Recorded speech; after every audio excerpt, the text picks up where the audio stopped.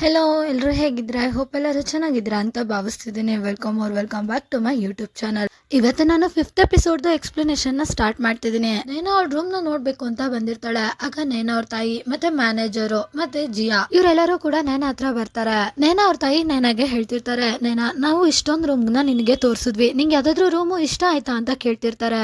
ಆಗ ಅಲ್ಲಿ ನಿಂತಿರೋ ಜಾಗದಲ್ಲಿ ಇನ್ನೊಂದು ರೂಮ್ ಇರುತ್ತೆ. ನೇನಾ ಆ ರೂಮ್ ಬಾಗ್ಲನ್ನ ತಕೊಂಡು ಒಳಗಡೆ ಹೋಗ್ತಾಳೆ. ಅದು ಒಂಥರ ಮಿನಿ ಮಾಲ್ ಇದ್ದಂಗೆ ಇರುತ್ತೆ. ಅದ್ರಲ್ಲಿ ಅವಳು ಅದನ್ನೆಲ್ಲ ನೋಡಿ ಫುಲ್ ಶಾಕ್ ಆಗ್ಬಿಡ್ತಾಳೆ. ಆಮೇಲೆ ಅವಳ ಮನ್ಸಲ್ಲಿ ಅವಳೆ ಹೇಳ್ಕೊತಿರ್ತಾಳೆ, ವಾವ್ ಈ ರೂಮ್ ಎಷ್ಟು ದೊಡ್ಡದಾಗಿದೆ, ನಾನು ಅನಾಥಾಶ್ರಮದಲ್ಲಿ ಒಂದು ಸ್ಟೋರ್ ರೂಮ್ ಅಲ್ಲಿ ಉಳ್ಕೊಂಡಿದ್ದೆ. ಮುಂದೆ ಹೋಗಿ ನಾನು ಹಾಸ್ಟೆಲ್ ಅಲ್ಲಿ 12 ಜನ ಹುಡುಗಿರ್ ಜೊತೆ ರೂಮ್ ನ ಶೇರ್ ಮಾಡ್ತಿದ್ದೆ.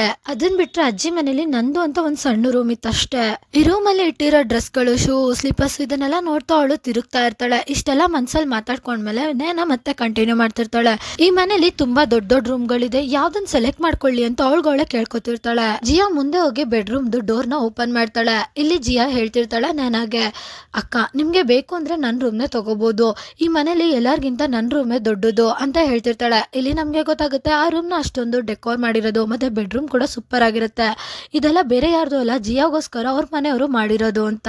ನೇನಾ ಇದನ್ನೆಲ್ಲ ನೋಡಿ ಫುಲ್ ಶಾಕ್ ಆಗ್ಬಿಟ್ಟಿರ್ತಾಳೆ. ಜಿಯಾ ಕಂಟಿನ್ಯೂ ಮಾಡ್ತಾ ಹೇಳ್ತಿರ್ತಾಳೆ, ದೊಡ್ಡ ರೂಮ್ ಜೊತೆಗೆ ತುಂಬಾ ಸುಂದರವಾಗಿರೋ ರೂಮ್ ಕೂಡ ನಂದೇ ಅಂತ ಫುಲ್ ಇನ್ನೋಸೆಂಟ್ ಫೇಸ್ ಅಲ್ಲಿ ಹೇಳ್ತಿರ್ತಾಳೆ.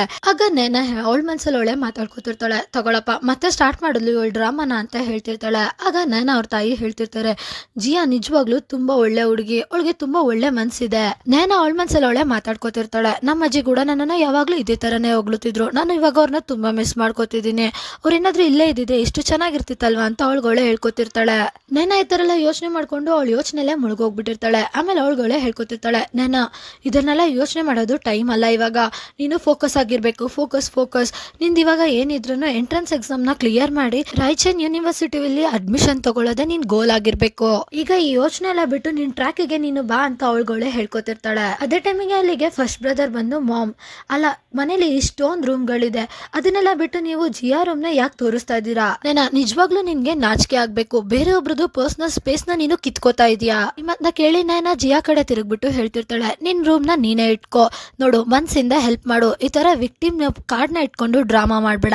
ಇಲ್ಲಿ ಅದಕ್ಕೆ ಜಿಯಾ ಫುಲ್ ಇನ್ನೋಸೆಂಟ್ ತರ ಇಲ್ಲ ಹಂಗಲ್ಲ ಹಿಂಗಲ್ಲ ಅಂತ ಹೇಳ್ತಿರ್ತಾಳೆ.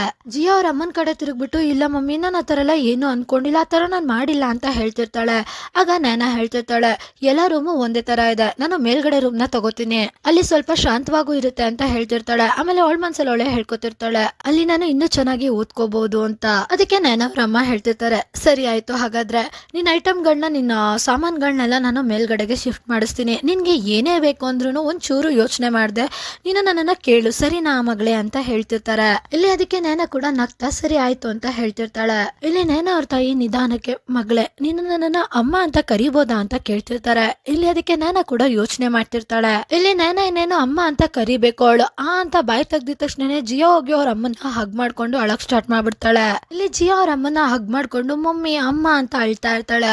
ಅವಾಗ ಅವ್ರ ತಾಯಿ ಕೂಡ ಜಿಯಾನ ಸಮಾಧಾನ ಮಾಡ್ತಿರ್ತಾರೆ, ಸುಮ್ನಿರು ಮಗಳೇ ನನ್ ಮುದ್ದು ಬಂಗಾರ ಅಲ್ವಾ ಅಂತೆಲ್ಲ ಸಮಾಧಾನ ಮಾಡ್ತಿರ್ತಾರೆ. ಇದನ್ನೆಲ್ಲ ನೋಡಿ ನೇನಾ ಅಲ್ಲಿಂದ ಹೋಗ್ತಿರ್ತಾಳೆ.